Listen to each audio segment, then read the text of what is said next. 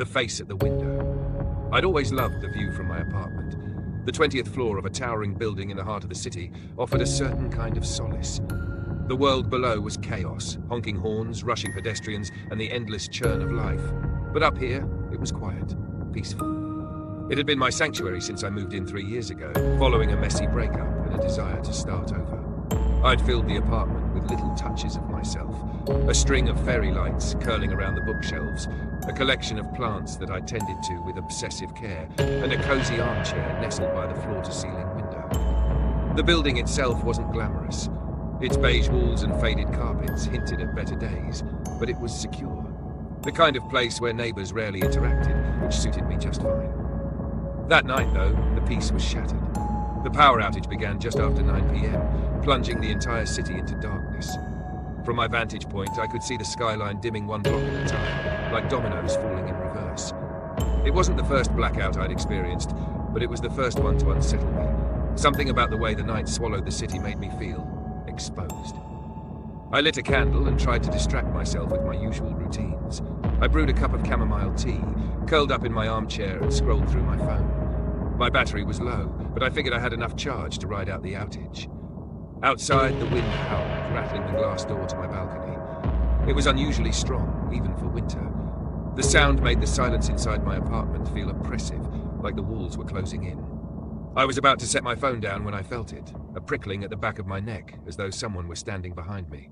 I turned, half expecting to see nothing. Instead, I saw it. Pressed against the glass of my balcony door was a face. At first, I couldn't process what I was seeing. My rational mind fought against it, searching for explanations. A trick of the light? A reflection? But as the seconds stretched, the truth settled over me like ice water. There was someone or something outside my window. The face was pale, almost luminous in the candlelight. Its features were grotesque, as if someone had taken a human face and stretched it just a little too far. The eyes were black pits, endless and cold, and the mouth curled into a grin that was all wrong. Too wide, too sharp. I froze, unable to breathe. My brain screamed at me to move, to run, but my body refused to obey. How could it be possible? I lived on the 20th floor. There was no balcony above mine, no scaffolding, no ledge wide enough to support a person. And yet, here it was, staring at me as though it had every right to be there. I fumbled for my phone, my hands trembling so badly I nearly dropped it. I managed to dial 911, but the line crackled and went dead. The outage must have knocked out the cell towers. The face didn't move. It just stared, its lips twitching as though it was trying to speak. Then, with a sickeningly smooth motion, it slid to the side. It didn't turn or step away. It simply moved, as if gravity had no claim on it. I realized, with dawning horror, that the balcony door was unlocked.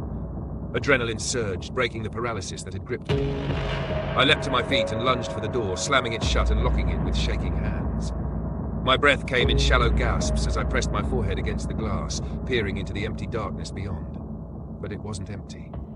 Far below, on the street, the faint glow of emergency lights illuminated a figure. It stood at an impossible angle, its head tilted upward, staring directly at me. Even from that distance, I could see its grin. I backed away from the window, clutching the kitchen knife I'd grabbed in my panic. The silence in the apartment was deafening, broken only by the erratic thud of my heartbeat. The lights flickered back on just before dawn. The city roared to life again, as though nothing had happened. When I finally mustered the courage to step onto the balcony, I found no signs of anyone having been there. No footprints, no smudges on the railing. But on the glass, right where the face had been pressed, was a perfect imprint. A smudged, sticky residue that reeked of something wrong. That night, I installed blackout curtains and swore I'd never leave the door unlocked again. But deep down, I knew it wouldn't matter. Whatever that thing was, it had found me, and I didn't think it was finished. This version expands the character's backstory and the setting, while maintaining the core suspense of the story. Let me know if you'd like further tweaks.